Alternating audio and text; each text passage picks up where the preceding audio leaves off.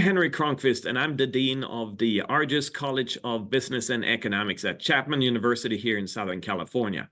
And we're very thrilled and excited today to have another episode of our Campus to Career series. Hello, everyone. My name is Tori Nguyen. I am the class of 2026, and I am your Argus College of Business and Economics Senator. And we are here with Alissa. Let's kick it off with the first question, and she also may introduce herself. But Alissa, I just wanted to say you're so successful and accomplished. Can you help our students or tell our students some advice about how you juggle a lot of things at the same time? Sure. Well, thank you for having me. Very excited to be here today and spend some time with the both of you. That's a big question. I don't know if I have any advice on juggling. I think it's something that I'm still trying to figure out as I go, to be frank. But for me, I think always jumping in and trying something new and maybe overloading my plate a little bit too much has always been something that I kind of naturally gravitated towards, even while at Chapman.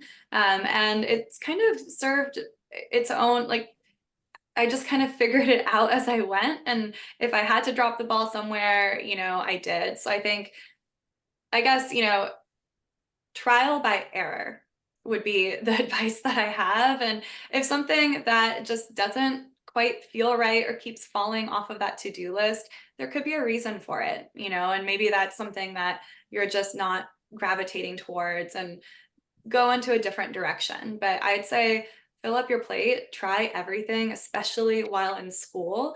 And then the concept of a work-life balance. I mean, if you love what you're doing and you're really passionate about it, it's going to give you joy. It's going to give you a sense of fulfillment, and just lean towards that. And the things that are, not quite feeling right, then that's okay. Maybe that's kind of what you let go of next time.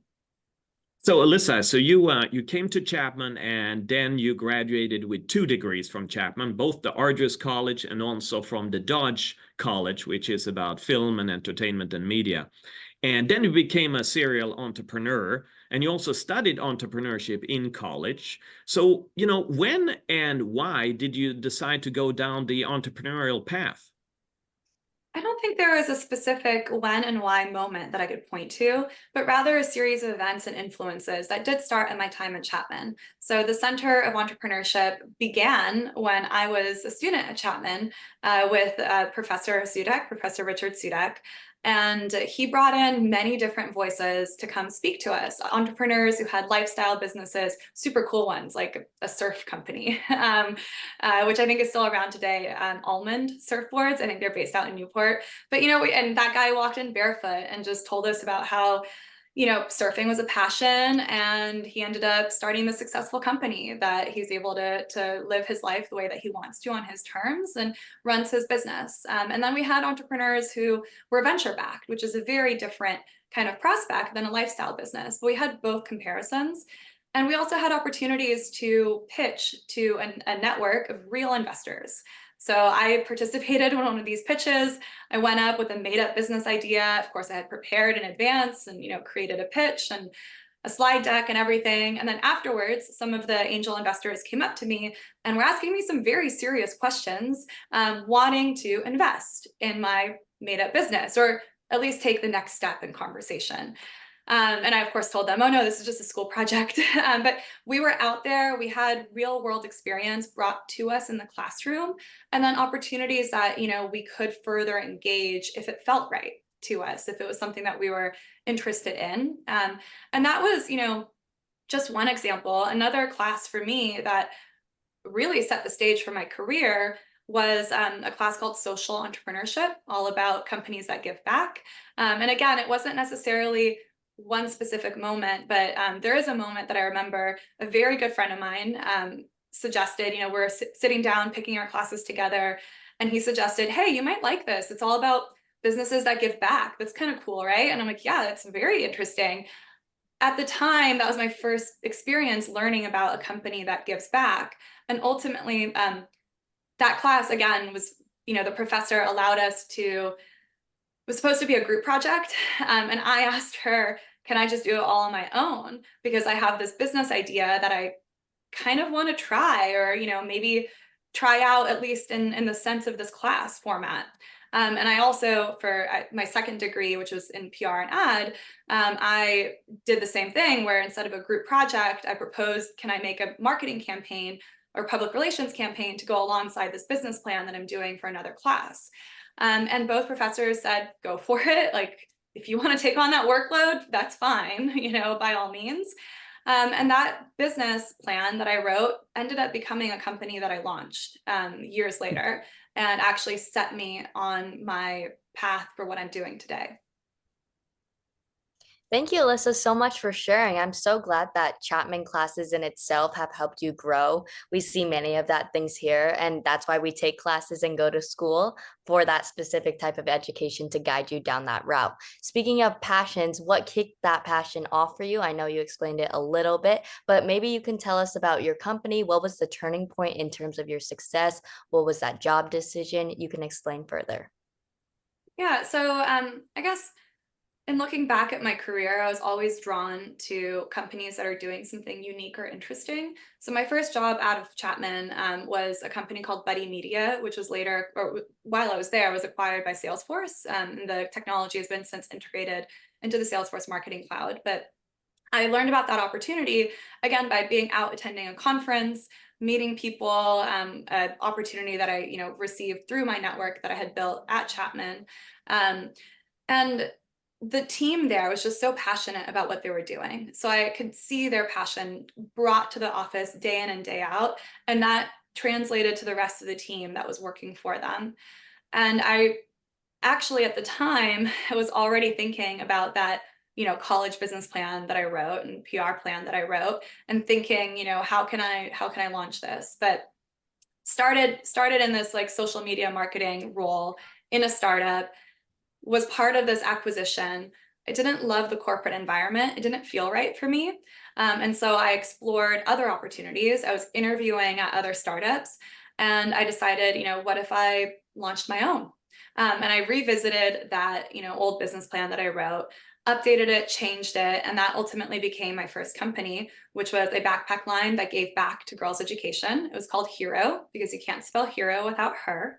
And that impact-driven mindset was something that I developed at my time at Chapman through that social entrepreneurship class and through engaging in that community, and really saw also, while it wasn't necessarily a social enterprise that I worked for in my first job, giving back to the community was a really big part of, the ethos, the working environment, and also just that passion and that drive. And I ended up growing that company. I was a solo founder. For that company, I wanted it to be more of a lifestyle business.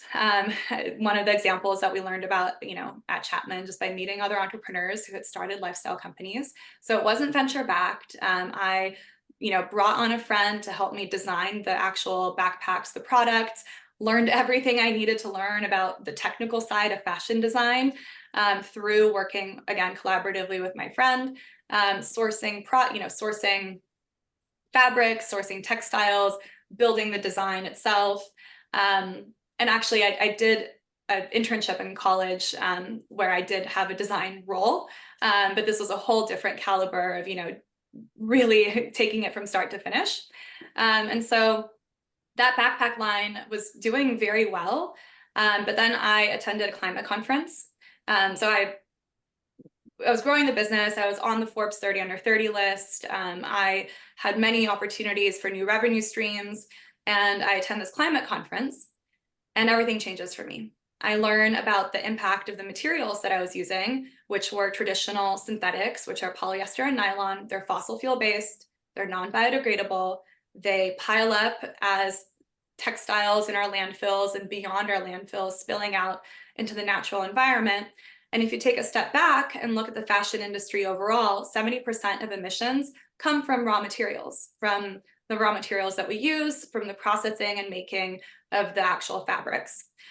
And here I am using the most polluting materials that you can. And if you can take a step back and look at changing climate overall, those very communities of girls that I wanted to support and help give back to are the most impacted by our changing climate. And so I couldn't reconcile understanding and knowing the material footprint of what I was using while also trying to expand and grow this company. So I started looking for better materials. Instead of finding better materials, I found a co-founder. He has a nanoengineering background and was working on what has become our current company, my current company, where I'm the COO and co-founder of Kintra Fibers. And it's a material science company that makes biobased, biodegradable, recyclable polyester for the apparel industry. It's a polyester that we've created. It's completely different than the traditional polyester that is used today, which is fossil fuel based, non-biodegradable, highly polluting, but yet we use the exact same equipment as the traditional polyester to make our new and improved and innovative type of polyester. Wow, it's you're a very driven person, Alissa. That's 100% sure. Listen, after you graduated from Chapman, then you moved to the other coast. So you moved to New York City for a while, actually several years, and you were part of a startup generator. Now, so we hear these terms, and maybe you can give a little bit of context and explanation to our students, startup generator, but perhaps more frequently we hear like accelerator or incubator. What is all of this kind of stuff? Yeah, so I think a startup generator is a unique term, so I'm not surprised that it's not often heard. So the startup program that I joined is called Startup Generator because they bring together individuals who have a passion about a specific problem that they want to solve, and they help them come together, find one another, and co-ideate solutions that are then stress tested throughout the course of the program to become ultimately a startup or a business that fills that market need should they discover in this process that there is in fact a problem or a market need that needs addressing. So in my case, I actually love this concept so much of bringing people together that are equally passionate about a problem or at least committed to starting a business or interested in exploring that I applied to work for the program, thinking that my next step would be moving from running my impact-oriented startup, the Backpack line, to investing in startups that are fixing all the problems that I was seeing in the supply chain.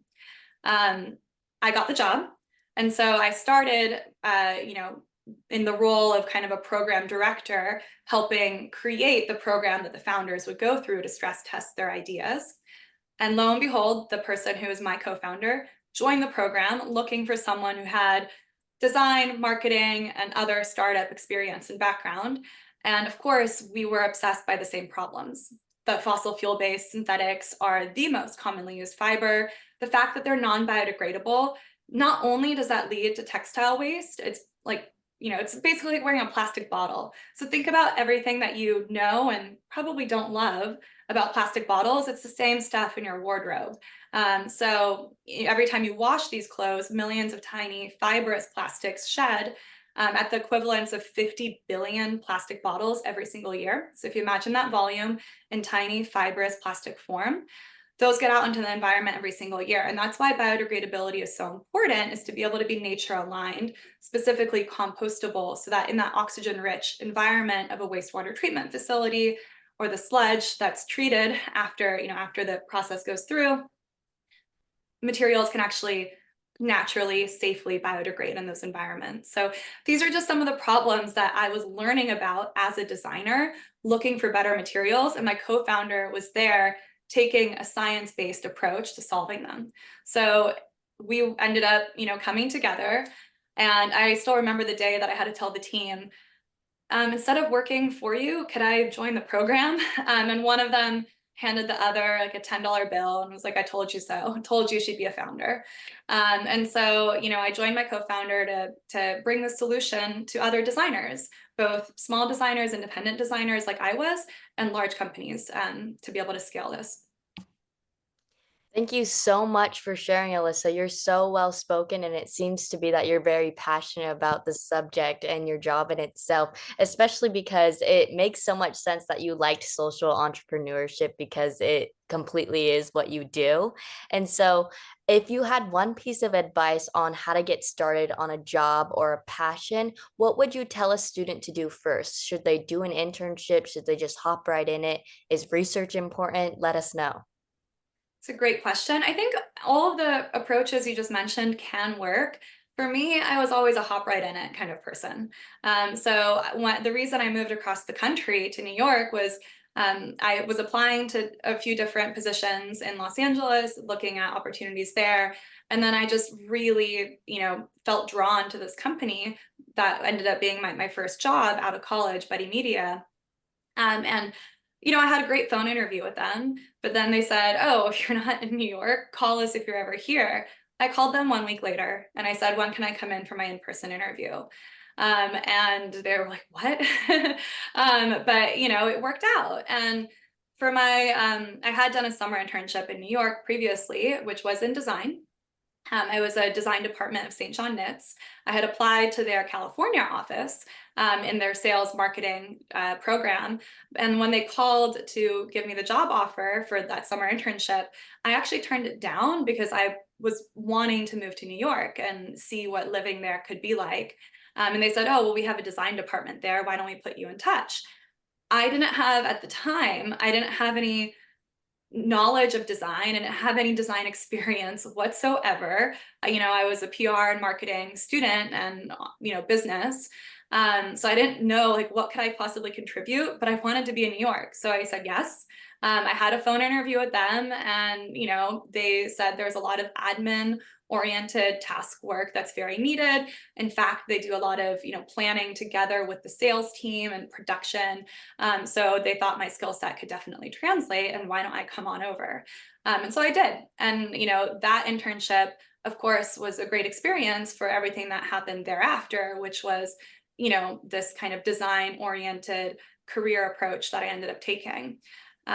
So yeah, I guess I've always been kind of a jump right in type of a person, because what's the worst that can happen? You'll find out you're not good at it, and then you'll do something else, but at least you'll know. You'll never know if you didn't try. Talking about what you do right now, is your current title is COO, so Chief Operating Officer. So maybe telling our students and our listeners, what does that entail in a startup? Because I think it's easier perhaps for most people to understand CFO, Chief Financial Officer, or CMO, Chief Marketing Officer. So COO has to do with operations. People understand supply chain, but it's a lot more than that, I guess. So maybe you can shed some light on that. Sure. Well, I think in a startup, no matter your title, you're doing a little bit of absolutely everything, especially in the early days. So I think as a COO, when my co-founder and I came together, he has this great vision and he knows how to actualize it through the science. Whereas for me, I come with the design background. I come with the knowledge of, what you're looking for as a brand partner. And I come with the kind of approach that has that more business oriented lens. So naturally for us, CEO is vision. COO is how can I help actualize this vision? And for the two of us, it was a very natural fit for us to join forces in this capacity together. But frankly, for a long time, at first it was just the two of us. So we're both doing a little bit of everything. And then it was the two of us. I raised our first $2 million, our seed round in 2020, despite the pandemic, despite at the time all of the warnings that, no one's going to get funded. We got our first round completed and done. And then we only made one hire, and she was a very technical position. So between her and my co-founder, we not only built a lab, but we actually got the material out of the lab and onto commercial equipment, producing samples that I shared with some of the leading brands in the world and connected them and locked them in as partners to help us take our technology to the next level. So that we did just the three of us. So as I'm sharing that, it was a team effort across the board, on all things business oriented and related. And now we're a team of 8. So we're still small, we're still scrappy. We raised 8 million in we closed just at the end of 2022. That was led by H&M. We had participation from a number of different industry groups that are very relevant.